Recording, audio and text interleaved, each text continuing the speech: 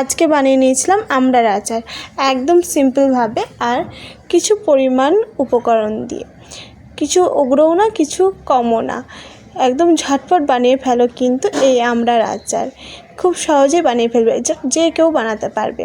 খেতে কিন্তু দুর্দান্ত হয় বন্ধুরা। চলো বন্ধুরা দেখতে থাকো আজকে ভিডিওটা কীভাবে বানালাম।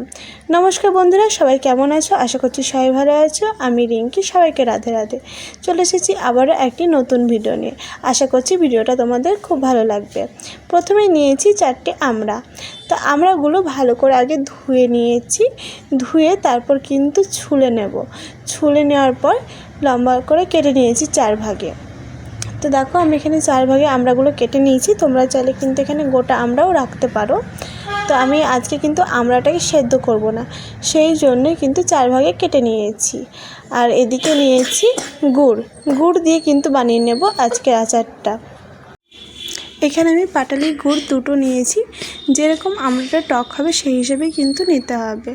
আর এখানটায় ফোড়নের জন্য নিয়ে নিয়েছি কালো সর্ষে আর 5 ফোড়ন। তোমরা চাইলে কিন্তু একটা ফোড়নই দিতে পারো।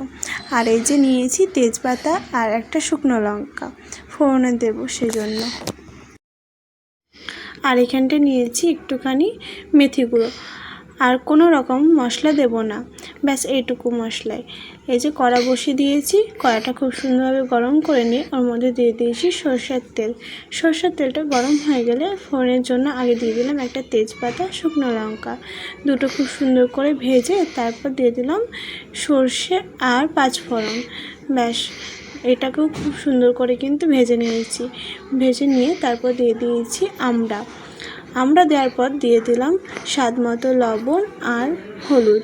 এবার খুব সুন্দর করে আমড়াটাকে ভেজে নেব। তোমরা চাইলে কিন্তু সেদ্ধ করেও করে নিতে পারো। সেদ্ধ করলে কিন্তু আমড়াটাকে গোটা রেখে দেবে, সেটাই খুব ভালো হবে। আমি যেহেতু সেদ্ধ করিনি সেই জন্যই 4 ভাগে কেটে নিয়েছি, যেন তাড়াতাড়ি সেদ্ধ হয়ে যায় ভাজতে ভাজতে। তো দেখো প্রায় ভাজা হয়ে এসেছে, সেদ্ধ প্রায় হয়ে গেছে, সেই জন্য আমি গুড় দিয়ে দিলাম। আগে থেকে গুড় দিয়ে দেবে না বন্ধুরা, নইলে আবার কিন্তু আমরা সেদ্ধ হবে না। গুড়টা গলে গেছে প্রায়, দেখতে পাচ্ছ। আর একটু গললেই কিন্তু পুরোটাই গলে যাবে, মানে আর একটু থাকলেই পুরোটা গলে যাবে। তো ভালো করে নাড়াচাড়া দিয়ে নিচ্ছি। গ্যাসের ফ্লেমটা লো রেখেই কিন্তু আজকে এই আমড়ার আচারটা বানিয়ে নেব। আর একদম সিম্পল হবে কিন্তু এই আমড়ার আচারটা। একদম বেশি মশলা দেব না, কোনো ভাজা মশলাই দেবো না ধরতে গেলে বন্ধুরা। যেই মশলাগুলো তোমাদেরকে দেখিয়েছি ব্যাস সেগুলোই দিচ্ছি, আর এক্সট্রা কোনো ভাজা মশলা আমি অ্যাড করবো না।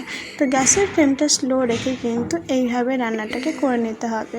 গ্যাসের ফ্লেমটা হাই করা যাবে না, নইলে আবার লেগে যাবে বা পুড়ে যাবে। তো দেখো কতটা কমে এসেছে, আর একটু কিন্তু কমিয়ে নেবো এইভাবে নাড়াচাড়া দিয়ে। অনবরত নাড়াচাড়া দিতে হবে বন্ধুরা, নাড়া দেওয়া বন্ধ করলে হবে না। নাড়াচাড়া দিয়েই কিন্তু বানিয়ে নিতে হবে আমড়ার আচারটা। তো খুব সুন্দরভাবে কিন্তু কালারটা এসেছে, দেখে বুঝতেই পারছো, আরও সুন্দর কালার আসবে। তো এবার দিয়ে দিয়েছি সামান্য পরিমাণে মেথি গুঁড়ো। খুব বেশি মেথি গুঁড়ো দিও না বন্ধুরা, নইলে আবার তেতো হয়ে যাবে। মেথি তো এমনিই তেতো, বেশি দিলে কিন্তু আরও বেশি তেতো হয়ে যাবে। তো সামান্য পরিমাণে মেথি গুঁড়ো দিয়ে আবারও খুব সুন্দর করে নাড়াচাড়া দিয়ে নিচ্ছি।